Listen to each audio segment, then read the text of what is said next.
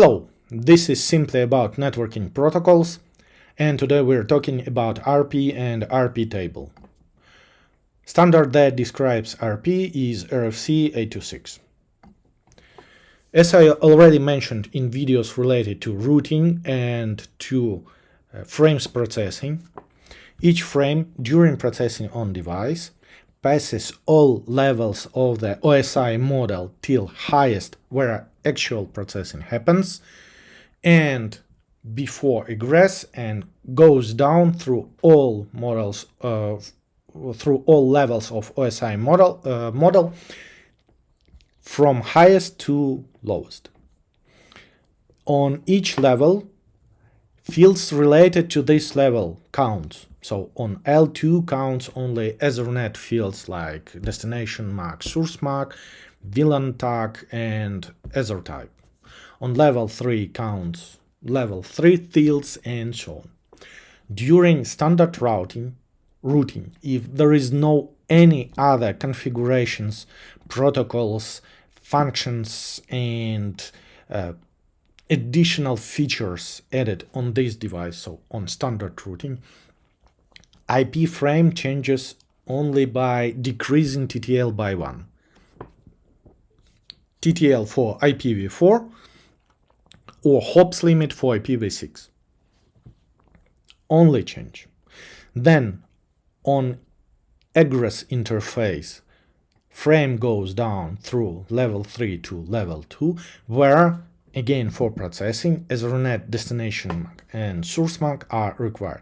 So RP in routing located here, and this is area of our focus on this video. Processing in schematically you can imagine like that. So after receiving next hop IP from routing table from FIB, system asks in RP table device with which MAC has this IP, because we need to send this frame to specific device for processing, and we need to specify destination MAC.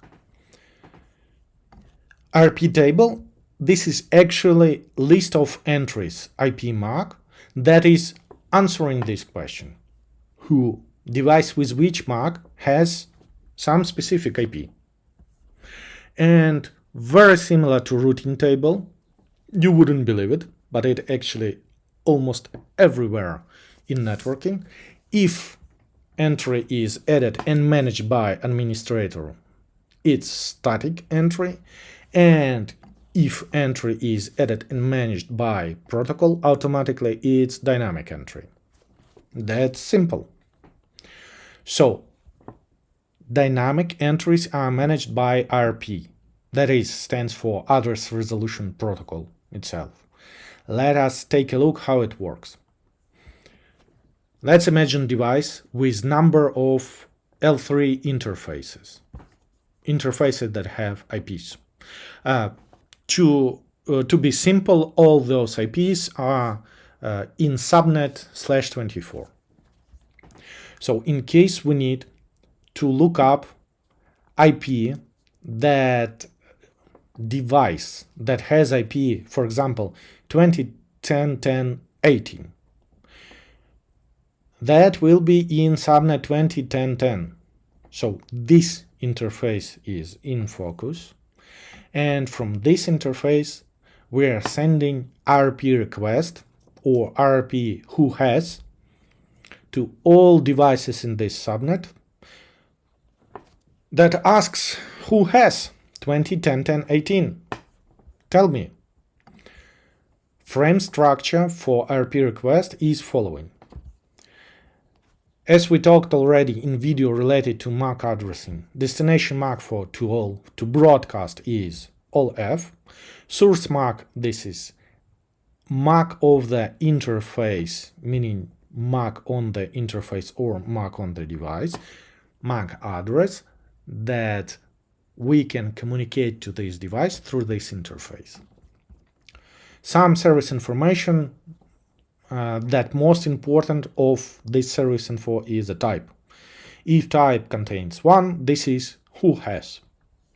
And we have two additional sections where we again introducing ourselves, like we are the sender, this is our IP that you communicate to us, and this is our MAC that you communicate to us.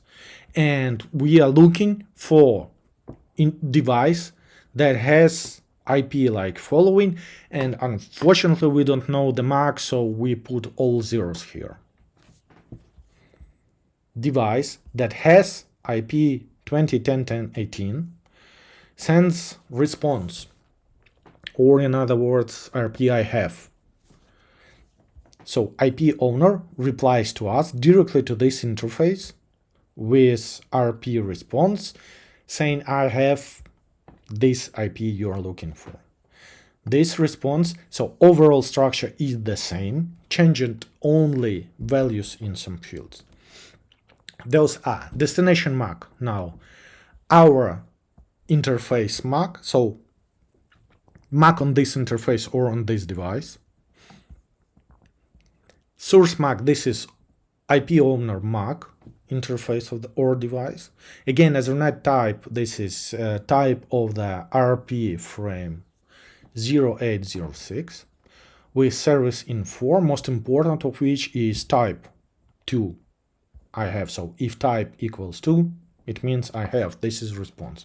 And again, device that replies to us introduces itself. Here you can see that sender MAC and source MAC should be the same, because this is the MAC address of the device that generated that frame and send it somewhere. Again, sender tells this is my MAC, this is my IP, again, just to be sure, and replies to us saying that, okay, I remembered you, this is your MAC, this is your IP. It means this information was added into RP table on the IP owner side.